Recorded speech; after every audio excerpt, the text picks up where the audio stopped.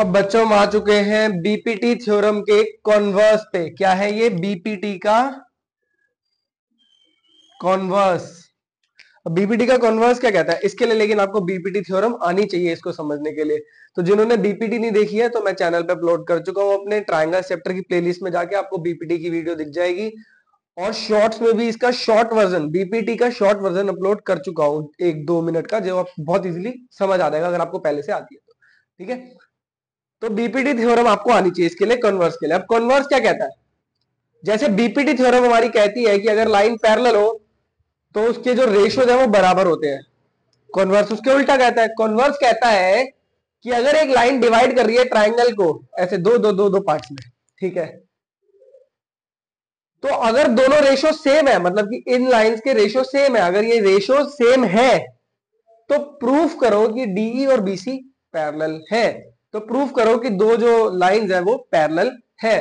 तो हमें गिवन क्या है कि रेशियो बराबर है, एडी अपॉन में डीबी, एई अपॉन में ईसी बराबर है। तो हमें प्रूफ करना है कि डीई और बीसी पैरेलल है। अब इसका प्रूफ ना कुछ ऐसा नहीं है कि हम घुमा फिरा के इजीली प्रूफ कर देंगे, ये थोड़ा चैप्टर 1 की तरफ जाते हैं हम। इसमें हमें पहले कुछ उल्टा सीधा बनाना पड़ेगा और फिर हम उसको प्रूफ करेंगे और फिर उसके बाद आगे प्रूफ हो। भाई हम तो एज्यूम करेंगे, पहले इसमें एज्यूम करेंगे। सबसे पहले क्या करना पड़ेगा? कंस्ट्रक्शन। कंस्ट्रक्शन क्या करनी है भाई? हमें प्रूफ क्या करना है कि डीई पैरेलल टू बीसी है, पर अभी तो हमें पता है कि डीई पैरेलल नहीं है। अभी तो हमें यही पता है ना कि ये नहीं है पैरेलल, तो हम मान लेते हैं draw DF parallel to BC. मैं यहां एक लाइन ही बना देता हूं,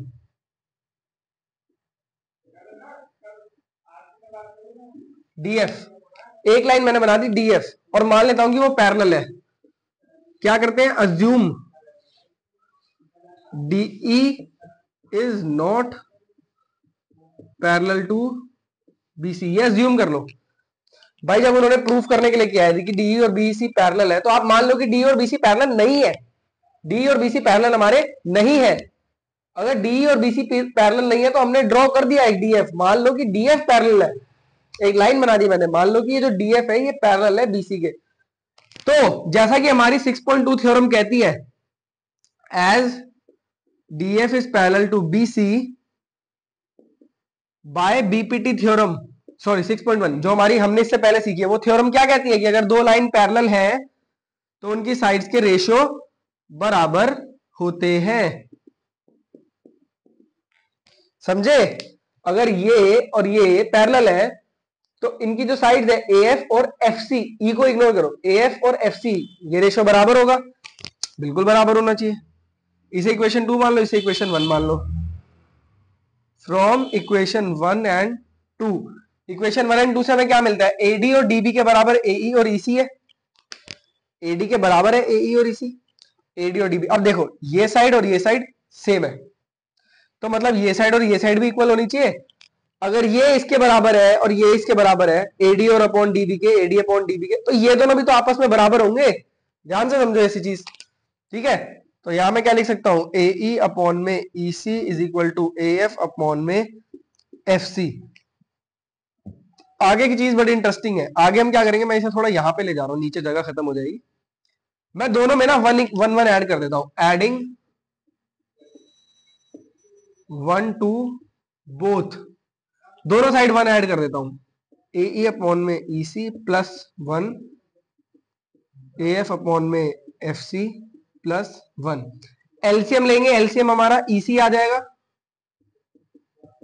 ए प्लस में ईसी हो जाएगा।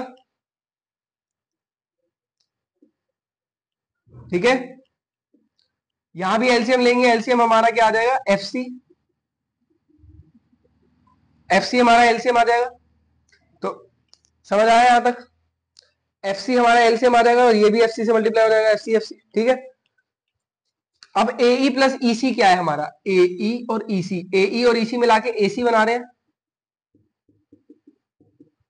फटाफट देखो बेटा, एई और ईसी, ये और ये साइड मिलके क्या बना रहे हैं हमारा? एसी। सिमिलरली एएफ और एफसी, एएफ और एफसी, मतलब एएफ और एफसी ये भी हमारा मिलके क्या? एसी ही बना रहे हैं।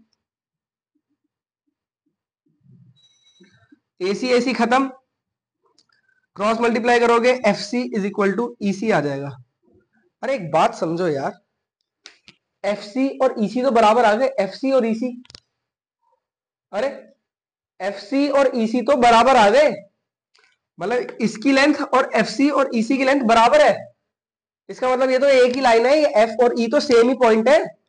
अगर ये और ये लेंथ बराबर है, मतलब ईसी और एफसी की लेंथ बराबर है, तो इसका मतलब ये तो सेम ही पॉइंट है। So F and E coincide. Coincide का मतलब क्या है कि बराबर एक ही पॉइंट है, ये पॉइंट और ये पॉइंट ये एक ही है। ये तो हमने फालतू में अलग से बनाया है, ठीक है। तो हम क्या लिख सकते हैं, so DE is parallel to BC. समझ आया?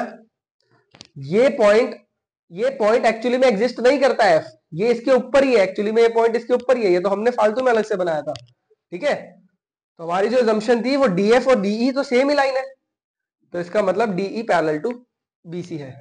ये assumption वाले थोड़े अजीब जरूर होते हैं बेटा, लेकिन इनमें थोड़ा सा आपको समझना और लर्न करना पड़ता है कि ये दोनों पॉइंट एक दूसरे के ऊपर कोइंसाइड कर रहे हैं, इस वजह से ये पैरेलल हो रही है, ठीक है। ये था हमारा बीपीटी का कन्वर्स। बीपीटी का कन्वर्स इतना नहीं आता है जितना ज्यादा बीपीटी थ्योरम आ जाती है पेपर्स में, ठीक है।